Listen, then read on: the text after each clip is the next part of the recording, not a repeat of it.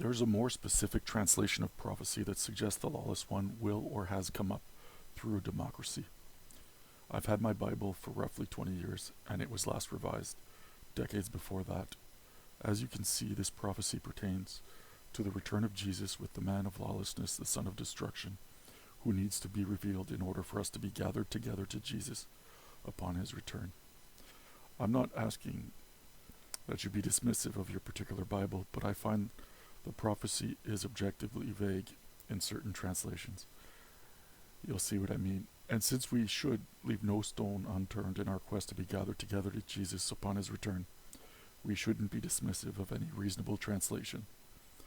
Emotional connections like familial ties, favorite or memorized verses do not make a correct translation. The translators of yore were human beings, they were fallible. So if you can't read the original text in ancient Greek, please give each translation its due consideration. Plus, if ancient translations were too vague to identify the man of lawlessness with enough certainty, I believe God could have gifted us with more undeserved kindness in the form of a more specific translation. But the prophecy requires our faith, so we could not know how it came to us. That said, there could be clues. With that, please allow me to get on with it. So above the line, we have a translation of excerpts from the more specific Bible. Here's verse 9. But the lawless one's presence is according to the operation of Satan, with every powerful work and lying signs and portents. And with every powerful work. And what if every powerful work is every work that runs on power? In other words, technology. And what if lying signs references campaign signs that say the son of destruction could make things better? These would indeed be lying signs. Everything falls into place if we assume the son of destruction comes up or came up through a democracy with a powerful military. A political campaign would be a great way to deceive using microphones, speakers, radio, television, computers, phones, every powerful work. Dictators don't need an operation to declare themselves a victor in sham elections. Everything fits with the lawless one heading up a democracy with a powerful military. Portents can be used on the campaign trail. Portents as part of the operation of Satan are surely lies about the future. They're prophetic indications. So you can foreshadow doom and gloom with a lie, and it would be a portent. Imagine if a candidate said that your pets would be taken out of your yards to have their sex organs removed with rusty tools if you vote for their opponent. This would be a scare tactic about the future, therefore a portent.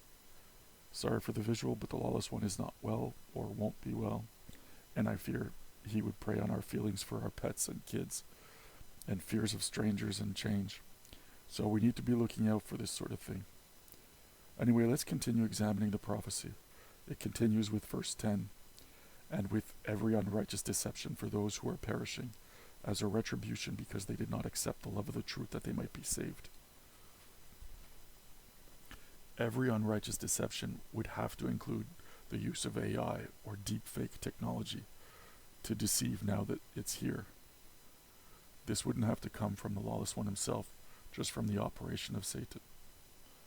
Every would have to include appropriating other people's good deeds, using deceitful nicknames to go with all the other lies such as the portents, and likely promises the lawless one has no intention of keeping.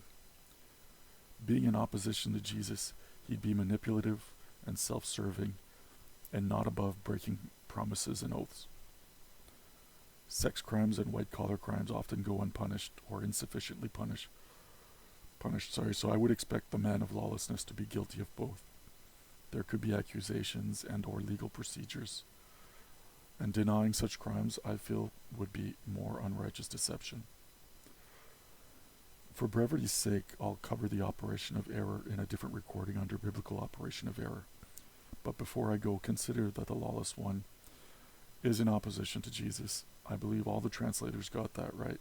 This means we are looking for a bully, a braggart, a hypocrite, a liar, and a deceiver. Jesus could have sought a throne in Israel. He was worthy of it, but instead chose a more arduous path. He slept in small fishing boats on rough seas and walked miles and miles, all to show the way through compassion and sacrifice.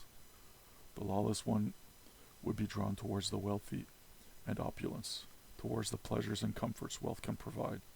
Remember, Jesus rejected the comforts a throne would bring, though worthy of it. He chose sacrifice. So process that and pray for guidance. You do not want to perish for believing a self-serving manipulator. This all makes me wonder what the Watchers might have been up to. Thank you.